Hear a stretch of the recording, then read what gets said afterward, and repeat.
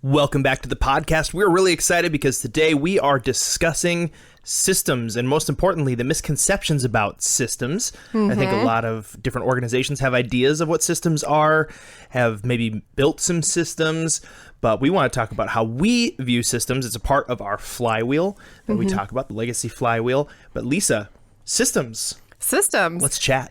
We love this conversation, and sometimes when we work with organizations, they have no idea what systems are, what it means.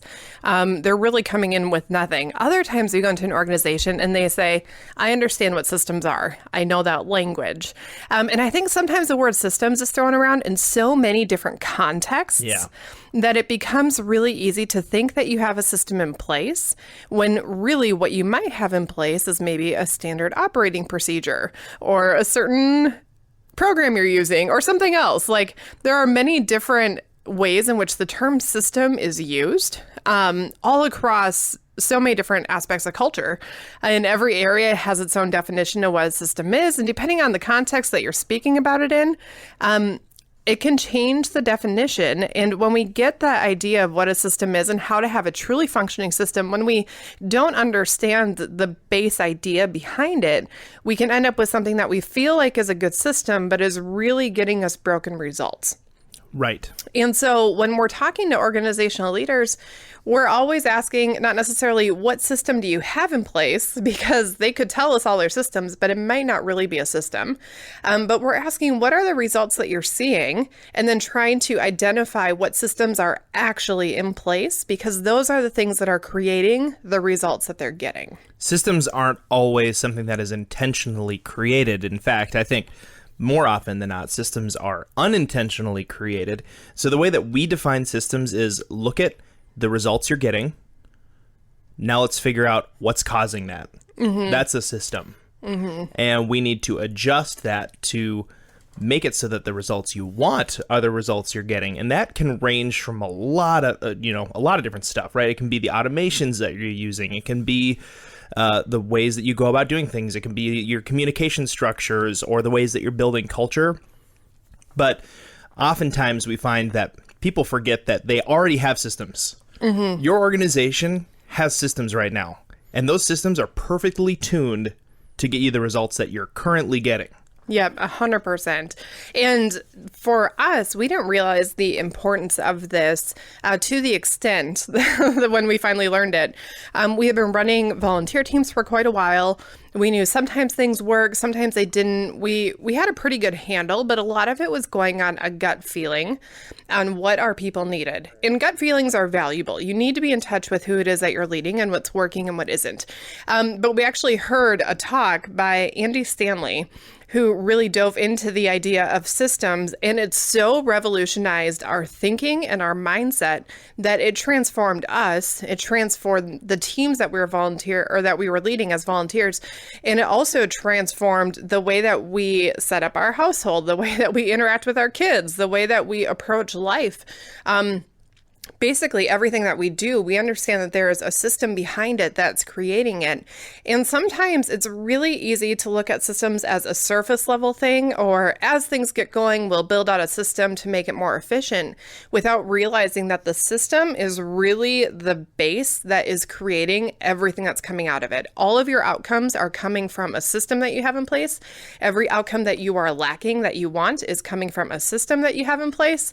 And we have to identify what those structures truly are and not what we think they are. A great example we have a church background. A great example is Planning Center. It's a fantastic software. It works really well for scheduling and structure management in terms of like sermons and church services and all that. But we have to tell people all the time, this is not a system. This is a management tool, but really understanding how to build the system around the tools that you're using is what's going to make those tools more effective. But the reality is if you have a proper functioning system, you should be able to remove the tool and still have it getting the results that you need in some capacity. Totally. I mean, and it's also future-proofing your organization to build great systems, because who knows if the tool that you're using right now, Planning Center, goes down tomorrow. You don't want to be relying completely on that anyway. you want to be able to figure it out as you go. You know, in construction, if you are using a specific tool and one day that tool breaks, you still want to figure out how to get stuff done and how to be able to make things happen. Or sometimes situations don't allow you to use certain tools. I'm thinking about like a screwdriver, right? And like, my screwdriver doesn't fit behind this thing. If I understand the way a screw works, I can use other tools to turn that screw. I don't have to like, I don't know, change the way that the thing is built in order to be able to get the screwdriver in there, right? So I think of systems a lot like automation in general. You know, some people think of automation tools as just being something that's going to make something more efficient. And while that's kind of true, the way that I think about systems is it goes beyond tools. It's automating everything from the people interactions to automating the way that culture is built to automating the way that people are cared for and built up inside of an organization. You want to build these automation structures in, but they're not, but they're mushy because people are mushy. And I think that's one of the things that people in organizations, it's a mistake that they make, is to assume if I systemize this correctly, I can stop doing the interactions with the people. If the system worked well, the people would just show up and I wouldn't have to do whatever it might be. When in reality, especially within a volunteer-run organization, or you're heavily relying on people who are volunteering, or maybe they're staff members, but you know that given that they're in your organization, that they're, you know, not getting paid as well as they could somewhere else. Or even if they are getting paid as well and you recognize their talent and you want to keep them long term, the way that you systemize every aspect of what they're doing, including making sure that you're having those conversations with them, that you're connecting with them, that you're having those performance reviews, but not doing them in a way where it's dehumanizing people. When you get those things in place, it really makes sure that things have the potential to grow for the long term.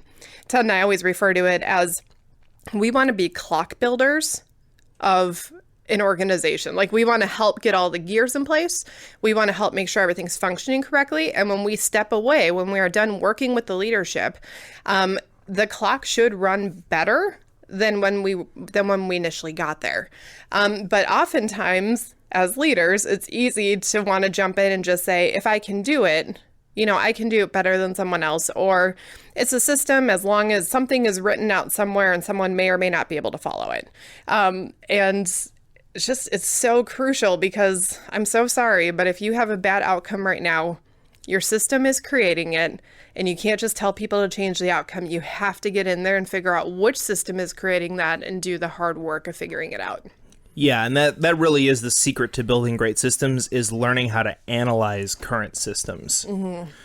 So when we talk with clients about system structures, we ask a few really important questions. One is, first of all, what is the result that you're wanting to see happen, and what is happening instead? So just a prime example, this is the one that like always came up in conversations, was, you know, people aren't showing up to church service until late. They're always coming in 15 minutes late. And so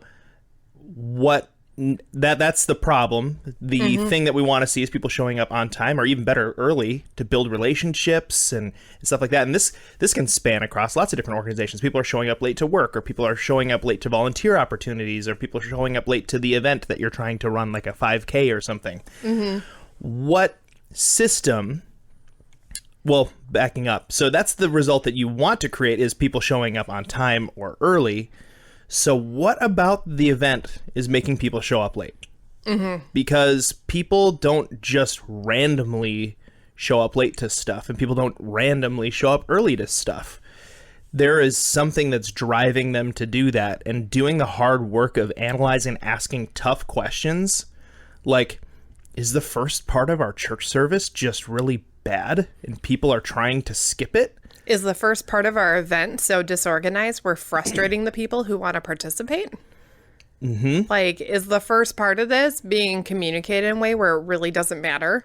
One of the worst things that I've heard people say is, people show up 15 minutes late, so let's not actually start the thing until 15 minutes late. And add even less value in those first 15 minutes. Yeah, because then not only are you teaching people that they can be late, but you're teaching people that they should be late because there's nothing happening. Right. And so figuring that out, like asking and a lot of times it's a big ego check to ask the questions that are going to actually get you the right answers when it comes to the systems that currently are in place, because you are going to have to kill some sacred cows. You're going to have to actually like put to death some things that you thought were a really good idea and they're actually really, really bad. And it's going to make you kind of take a step back and think, if I was a person coming in, why would I want to show up early? Why would I want to show up on time? Oh, I wouldn't.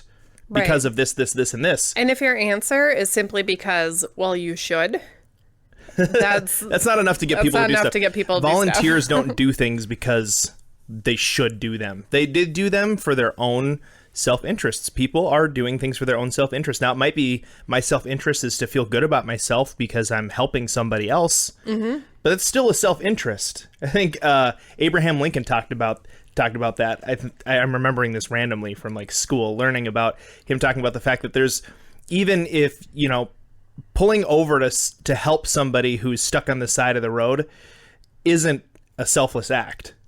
It is very much me wanting to feel good that I didn't pass the person. You're trying to avoid some sort of pain in yourself and also give yourself some sort of like value. And so bringing that back, should is never going to motivate anybody to do something.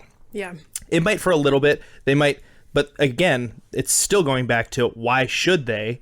Are they doing this to avoid being yelled at by you or something like that? Well, if that's the case, then don't be surprised if they eventually jettison from the organization. Right. Because now they can avoid you all the time. Yep. If you're using the language, I mean, that right there is a system. If part of your system, your communication system, is to nail down really hard on why people should and have stern conversations with people who are there as volunteers.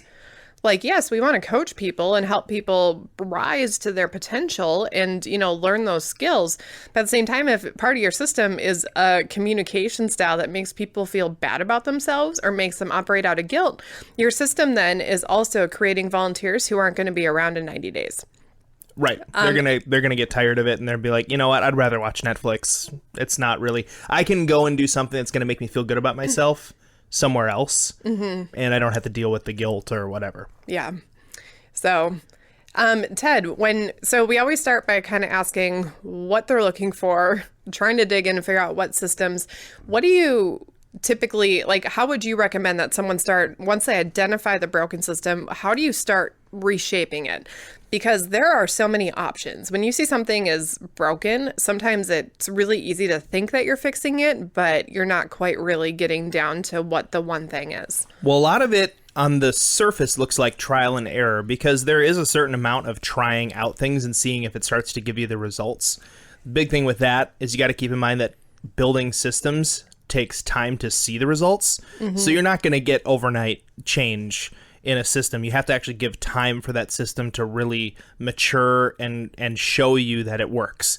It's taken your current systems a long time to show you that they're not working. And so you have to think about that, about the positive systems that you're putting in place. But the first thing that I always look at is reward structures. So what are you currently rewarding and how are you rewarding that? Chances are the behaviors that you're seeing, people are doing that either because they're disciplined if they don't do it, or they're rewarded if they do it. And that works for negative behaviors as well. Yep. I remember a long time ago leading band practices, and musicians would show up late. This was a system that I had in place that I needed to change. And part of it was that when people showed up late, there was no repercussion. There was no problem. So they were being rewarded by being able to sleep in a little extra, take their time getting ready, make sure their hair was all nice. By the way, this was a guy who was fixing his hair most of the time. But he was being rewarded by getting that extra time. And then when you show up to a rehearsal, there was no negative consequence. So if I'm going to be rewarded for showing up late, why not continue to reap those rewards? And so I had to figure out, how do I in a volunteer setting, because just disciplining somebody might just make them want to quit too. So you have to figure out, what do I do to just make it sting just enough that they want to change and alter, wake up 15 minutes early, and just change a little bit so that way we can make that happen. And what I was able to do then was say, you know what, I'm not going to like pull them aside and reprimand them in front of everybody. I'm just going to make a little tweak. And sometimes it's all it takes. I'm just going to start rehearsal without them, and they're going to show up late, and they're going to receive, maybe mildly dirty looks from the other people who showed up there on time or showed up early. And that worked wonders. I didn't ever have to really even say like, hey, I need you to show up on time. They knew it. They knew it because other band members that they respected were like, hey, I'm glad you're finally here, And I didn't have to be, as a leader, calling them out in front of everybody or anything like that. Did your microphone just like sink so you sank the chair to match it? It definitely did. I was like, wonderful. What are you doing? But that's a reward disciplinary structure, and you can figure out what that's going to look best like, what that's going to look like best in your organization. But thinking through that, because chances are you're rewarding something, you're rewarding a negative behavior. By some roundabout means. And you got to think through, how can I reward the right behaviors? How can I reward people who show up early? Maybe I got a box of donuts waiting for them, and if you show up late and you don't get any donuts, well, maybe you shouldn't have showed up late. I don't even need to say that now, because they just see an empty donut box. And that's enough for a lot of people. It's enough for me. It's enough for me. It's enough to see it and feel a little bit of sadness. But this goes into every area. It could be that volunteers are showing up late. It could be that they're showing up not knowing what the plan is. It could be that you have a leader who's showing up who hasn't properly led someone else to be able to help them. And so now you have a leader who's running around super stressed out and is making all the other volunteers and all the other participants feel incredibly stressed. Like there is a system in place that's causing that leader to respond in a way that isn't creating the environment that you're looking to create for the other people that are coming in and learning about your organization. And for that person, the reward might be that they get to feel highly valued because suddenly everyone needs them and everyone's going to them. And maybe there's not any sort of discipline thing, because for me, I would look at that and say, I don't want to feel that stress. I'm going to work myself out of it. But some people don't mind the stress. And so it's really identifying as individual people, getting in there and figuring out what is this about the system that is making them feel reward, or that is making them feel the discipline, because discipline and rewards are different for each person. And if we try so hard to systemize it so it's a one size fits all, there is a point where parts of the system do need to be one size fits all.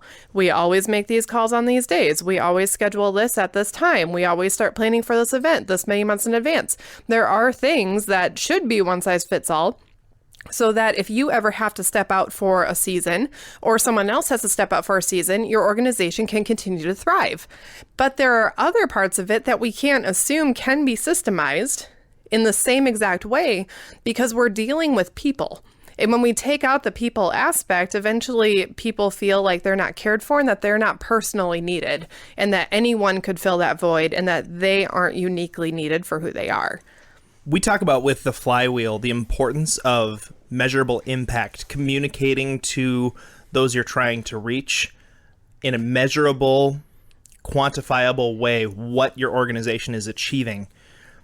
And we say a lot of times, actually all the time, that you need to figure out a way to measure it, especially if it's hard to measure. And I think that's very true with systems too. You need to figure out a way to systemize things, especially if they're hard to systemize. And I think a lot of times organizations will just systemize the low-hanging fruit, the things that are easier to systemize. Oh, we'll just open a spreadsheet for this meeting so we have things written down. That's like that is a good system. That's such a surface level system though. Like, like how's the meeting actually functioning? Who's at the meeting? Are people showing up with good attitudes? Like those are the real systems that are underlying. Do they feel like the meeting is a good, valuable use of time? Yeah, exactly. Or are they sitting there going, this could have been an email? Why am I here? This is annoying. We've all been in those meetings, and so we want to figure out ways to make them useful. So you got to be able to dig in and ask the questions, but reward structures, like you said, they vary from person to person. So especially, I'll bring this directly into a volunteerism situation. Actually, you know what? Let's shift from volunteerism because we talk about that a ton. Let's say we're doing like a fundraising event, and the system that we're trying to fix is that people aren't donating to our organization enough, right? So we got to figure out, how do we systemize through reward structures a better giving? This is a tough one to systemize, and it's a big question, right? But we have to think through, okay, why aren't people giving? What are they, are they perceiving that it's not worth their money? Are they just, because ultimately, whether they have a lot or whether they have a little, if they're not giving, it's due to the fact that they don't see that it's worth their money. Yeah, it could also be that what you are putting out is making it so people on the outside are saying they have all the resources that they need. And I know another organization who could actually use my money, and they're going to be more grateful for it. Right. Or you put out there that you need a lot and you don't have anything. And now the thought that's going through people's heads is like, well, I don't want to give to the losing team. Or if I give to them and the goal isn't met, where's my money going to go? So you have to figure out, especially when it comes to fundraising, like Lisa was saying, our reward structures we need to think through, who are the individuals that we're actually trying to reach with our systems. What are they going to value? As I think a lot of people who give don't want to be recognized. Like, that's not the thing that they're doing it for. They're not doing it to be, this person gave $100,000, come up on stage, let's all clap for you and whatever. Like, a lot of times people, especially who give, want to do it in secret. They want to have just that feeling of like, I did it, I helped, and I did it without, needing to be the center of attention. And so obviously rewarding them by doing that is probably not a great idea. But what can you do? Just because you can't bring them up on stage and recognize them in front of everybody doesn't mean that you shouldn't do anything. So we need to figure out, what systems do we have in place for rewarding the people who give in a way that they're going to find extremely valuable. And systems are, again, they're so much deeper than the surface level stuff. Just doing an event to raise funds is not addressing the systemic problem. Yeah. And part of this is, you might be thinking, well, we don't have people giving, therefore why are we talking about having the rewards for the people who do, having reward structures in place? And a huge part of this is, if you are talking to your team saying, we're running this fundraiser and we need people to give, and you aren't communicating, people who give this amount, we're going to send them this handwritten thank you that includes this picture of whatever. If you don't have those in place and you are not communicating them, what you are effectively communicating to your core team of people is that you are not anticipating the need to say thank you to anyone. You are communicating that there's nothing that's going to be happening on the back end of this. And so often with fundraisers and other events is so much focus and emphasis goes on getting to the event and then the event itself, that nothing is placed on the aftermath, on the thank yous and the follow-up conversations, which are way more important than what happens at the event itself. The way that you treat people afterwards is what determines whether or not they tell their friends and family about your organization. So the reward structures that you have in place for people, what you communicate to the people who you're working with communicates whether or not you're actually expecting to need them. The way that you're communicating that measurable impact and the reward structures, you have to remember to be looking at all the different types of people, whether they're people who value fun, people who value recognition, people who just want to see the thing done so that they can know that something got accomplished. You need to have all these people in mind and be thinking through, how can we set this up so that as they are giving, we are responding in the way that they need to be responded to? How are we giving them the options on what the reward could be? And when we begin to have those conversations, it changes our conversation within our team, which changes the conversation that we're having with other people. Because if I'm talking to someone and I know of an organization that wants some sort of donation, and they say, you know what, we're really hoping for $1,000 donation, and we've actually made up the special little thing for them. It's an image of the project that we're working on, and we really want to be able to give it to someone. Like, I might not be the person to give $1,000, but I am way more likely to spread the word about it, that they're asking for $1,000 donations. They're asking for large donations. They have a plan to honor this person. And so the very fact of having that in place builds up a system of communication prior to the event of what the outcome is going to be and that you're expecting it to succeed. I remember a specific example of addressing a system in the church where we worked, and the system was that people weren't bringing as many visitors as we were hoping that they would bring. And so we dove in and said, what does our first timer experience look like? Because we can tell our people to bring people all day long, but just telling them to do it is only going to create this, like, I should do it, which, remember, that doesn't motivate anybody. So we said, let's beef up our first timer experience so that way somebody who walks through the door and doesn't bring a visitor all of a sudden goes, oh my gosh, if I would have brought a visitor today, they would have had this awesome experience. If we have that often enough and we keep that for a long period of time, we're going to see people start to want to bring visitors just so they get that VIP treatment, just so they get whatever that is. So be thinking through, not just what that person is going to get, but also think through how that effect is going to ripple throughout all of the other people that they're in touch with. Yeah. In last week's episode, we talked to Katie from Thumbs Up 5K. And what I loved was they had their 5K and had a lot of people coming to it. But over time, they've actually developed different roles of like team captains where people can sign up to be a team leader. And then they can get people, to rally around them, and they can get people to sign up too. And things like that, communicate with people. Yes, you can absolutely be a part of this. You could also... There's a track for more. Upgrade. Yeah, you could also do more in each step of the way. Maybe initially you're like, if you want to come and you can join. The next step would be for you to bring a friend. The next step would be for you to sponsor 5 things or whatever it might be. But having that track for the future, it tells people what they can expect if they choose to invest more within the organization and shows them what that future is. And just by having a plan is going to give you leverage to be able to actually create those long-term relationships in which people get more vested in your organization. And it's so funny that sometimes having the conversation, even though we don't have anyone in that role yet, just having a spot for them makes people who want that spot start to come out of the woodwork and start to think, oh man, what if I could become that person? What if I could grow up my ability to bring more people into this organization and help? What if I could grow up my ability to bring more resources into this organization?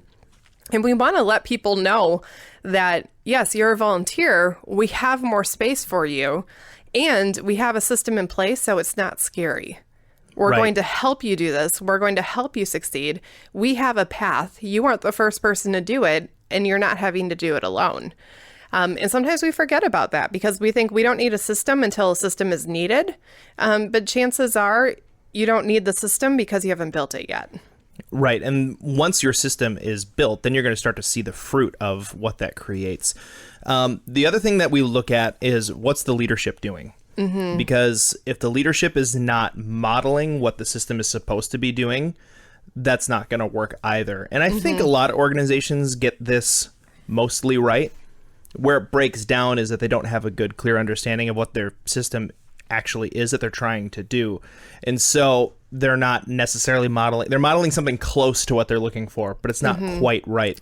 And so be thinking through, you as the leader of an organization, the key leaders that you have in the organization, how can you motivate them to really be pushing this system forward and doing it and modeling it for everybody else? Because people want to be part of the in crowd. When they see the leadership doing something, they naturally are going to gravitate to wanting to do that just because that's what the cool kids are doing. Right. And too, it's hard if you have a leader who's leading from the middle, trying to push a new thing, like trying to be like, hey, we're going to start this new initiative.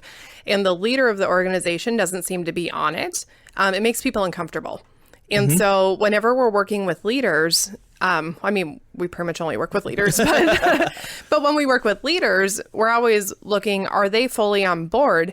Because we could work with someone within the organization, but if we don't have that leadership buy-in, there's going to cause some conflict and some tension within the organization. So we don't want to do that. But also as a leader, let's say you're a leader who has a few key volunteers or you have staff under you. You can try and create the best system that you know how to, but ultimately you have to be in good enough communication with your staff members that they can give you feedback about what the system actually is, not what it looks like it is, and then what's actually working, not what seems like it's working. Yep. Because the more removed you get from the system, the easier it is to assume, oh, I see the outcome that I like. It must be this one thing that's creating that outcome. And sometimes as leaders, we get it wrong. And so having that input to be able to talk to the staff member, to be able to talk to your key leaders, making sure that they're in communication with the volunteers so that you really have a read on what it is before you go in and start making changes. We've seen organizations from the outside where a leader will start making changes and it dismantles the parts of the system that were working in their efforts to fix the part that was broken. It's so sad. It's so sad. We've seen it from the outside where we just watch and we're like, we can see it crumbling and you don't see it yet, but you'll see it in 6 to 9 months. And that's really, really hard to watch. Right. Like I think of the leadership chair as being, a mile in the sky. You can see so far, but you also can't see the detail down in the bottom. And if you make decisions at the leadership level without getting the detail and actually figuring out the real lay of the land from boots on the ground, life has a way of knocking you down so you can get that detail. Yep. Like life has a way of knocking your leadership chair down a few hundred feet so that way you can actually start to see the detail and get things right.